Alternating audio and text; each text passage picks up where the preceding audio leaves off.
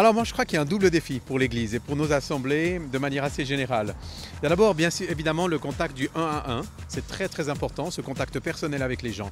Mais il faut imaginer que derrière chacune de ces maisons, et plutôt à l'intérieur de chacun de ces appartements, vous avez des écrans. Vous imaginez des soirées où chacun va se mettre devant son écran à pianoter. Il y aura ceux qui travaillent par chat, par SMS peut-être. Il y a ceux qui vont se plonger devant leur télévision, qui vont chercher des images, essayer de rencontrer quelque chose, obtenir une info et simplement prendre du plaisir devant un écran. Et où sommes-nous, nous, en tant qu'Église? Mais je crois peut-être qu'il serait temps d'investir ces écrans, d'y pénétrer et peut-être d'être des créateurs qui nous permettraient de rejoindre ces gens qui ont besoin actuellement d'images, qui ont besoin d'être rejoints par les médias actuels. Que ça commence le matin très tôt et puis ça continue à l'école et puis dans la route, dans le chemin pour aller à l'école, il y a encore un baladeur sur les oreilles et ensuite on arrive à midi, peut-être certains n'enlèvent même pas le baladeur sur les oreilles mais on vérifie leurs emails forcément et puis après ils écrivent encore 2-3 chats. S'ils ont le temps, ils font une petite partie vidéo sur le jeu vidéo qu'ils apprécient, en ligne ou non, peu importe. Ensuite ils retournent à l'école, peut-être qu'ils ont un cours d'informatique, pourquoi pas, ça peut aider pour encore mieux être performant en dehors de l'école. Ils rentrent le soir de nouveau avec le baladeur sur les oreilles, avec des MP3 ou tout ce qu'on veut. Ensuite il y a peut-être une série télévision dans laquelle on plonge directement avec ensuite un temps de chat encore, facilement 2 à 3 heures par jour pour les jeunes à l'heure actuelle. Pour les jeux vidéo jusqu'à point d'heure dans la nuit et puis ça recommence le lendemain matin, effectivement. Moi, je pense que tout est média, oui, tout à fait. Tout devient communication, ça touche tous les domaines. Avant, c'était un domaine parmi d'autres de la vie. Aujourd'hui, ça remplit tout.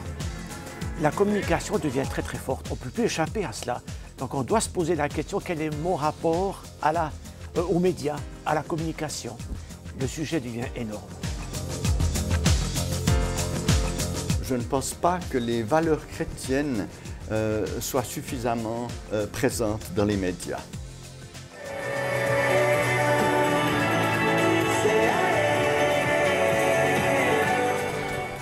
Les valeurs chrétiennes peuvent influencer dans la mesure où il y a des porteurs de ces valeurs qui sont à l'intérieur des médias, qui sont présents, qui s'engagent, qui croient que ça peut être des vecteurs positifs, bénissants pour la société, etc. J'ai le sentiment que les chrétiens, on se méfie un tout petit peu des médias, on se méfie de la technologie des fois, on a l'impression que c'est plus l'outil d'un ennemi alors qu'on ne sait pas trop comment, on est un petit peu démunis pour les utiliser. Je pense que les valeurs chrétiennes s'expriment relativement peu parce que le score d'un match sera plus intéressant, peut-être aussi les images à dernière catastrophe, peu importe. On a l'impression que la priorité n'est pas vraiment sur les valeurs chrétiennes dans les médias. Moi, je pense que c'est vrai, les médias exercent une influence.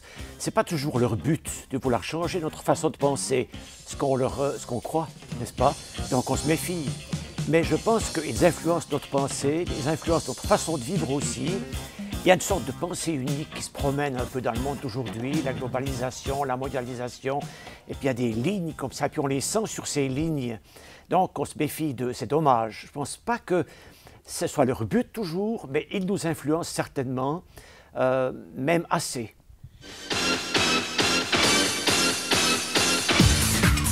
Oh alors je crois que c'est un leurre, c'est un beau mirage. On a souvent cru que les médias étaient neutres, on a souvent cru à l'objectivité des médias.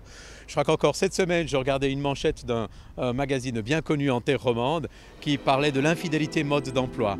Est-ce qu'on est encore dans un discours objectif? Je m'étonne un tout petit peu. J'ai fait un exercice dans mes ateliers sur les médias assez original, très simple, qui était de prendre des manchettes des 20 minutes et des matins bleus, je ne devrais pas les citer, mais je les cite, et de voir un tout petit peu quel était le message et les valeurs que véhiculaient certains de ces journaux. Eh bien, je crois que même mes élèves qui n'avaient pourtant aucun background chrétien ont été sensibles au cynisme, au pessimisme, aux messages parfois extrêmement violents, parfois, osons le dire, extrêmement lourds, que véhiculaient des quotidiens qu'ils feuilletaient tous les matins. Alors, je crois qu'il est temps maintenant non plus de se poser des questions en termes de peur, de crainte. Osons-nous investir les médias? Moi, je renverserai la question. Les médias sont déjà investis par des valeurs.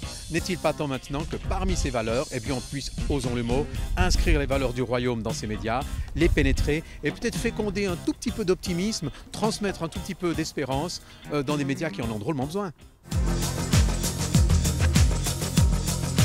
Je pense qu'il devrait d'abord prier. Prier pour ceux qui sont dans les médias, les chrétiens qui sont là-dedans, Je le fais régulièrement, toutes les semaines, lundi, je prie pour les médias. Et c'est systématique, ça a changé ma vie de prière de faire ça. Et je le fais pour d'autres domaines aussi, bien sûr. Ensuite, s'engager. Ceux à qui Jésus a dit prier, le maître de la moisson, d'envoyer des ouvriers dans la moisson, ils sont partis eux-mêmes. Donc j'encourage les jeunes chrétiens à s'engager dans les médias et je les pousse à faire cela. Et il y a plusieurs qui déjà sont intéressés et ça me fait très plaisir. Troisièmement, on devrait donner. Soutenir les associations, les groupes, les chrétiens qui sont engagés dans les médias, les appuyer. À mon avis, ce sont des missionnaires dans un sens particulier et très efficaces dans le monde d'aujourd'hui.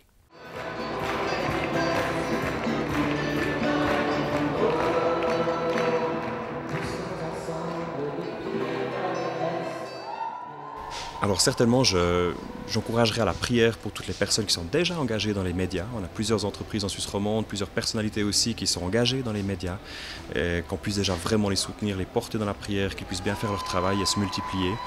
Et évidemment, prier aussi pour que il y ait de plus en plus de personnes qui osent passer au-delà de leurs craintes, peut-être, de confronter ce monde, peut-être un peu virtuel, peut-être un peu intimidant, mais en même temps que beaucoup se lèvent pour être dans cette armée de journalistes, de producteurs vidéo, de producteurs de jeux vidéo, pourquoi pas, etc. Et qu'il y ait une richesse qui puisse apparaître dans les années qui viennent. Parce que j'ai constaté que pour d'autres gros problèmes ou d'autres secteurs d'influence dans le monde, les chrétiens s'étaient mobilisés et organisés pour prier pendant 7, 8, 10 jours, 30 jours. Et les médias sont réellement un pouvoir dans le monde entier.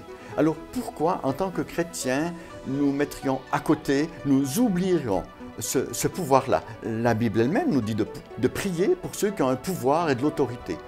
30 jours de prière pour les médias, je pense que c'est très utile. Un temps particulier, on va s'intéresser aux médias. Eux s'intéressent à beaucoup de choses et nous informent, mais nous, on a à s'intéresser à eux. Peut-être que de passer au primaire un DVD où il y a quelques informations en flash, ça permettra aux chrétiens qui sont réunis de se dire « Tiens, ce matin, pendant le temps de prière, on va particulièrement prier pour ces gens dont on vient de parler, qu'on vient de voir à l'écran. »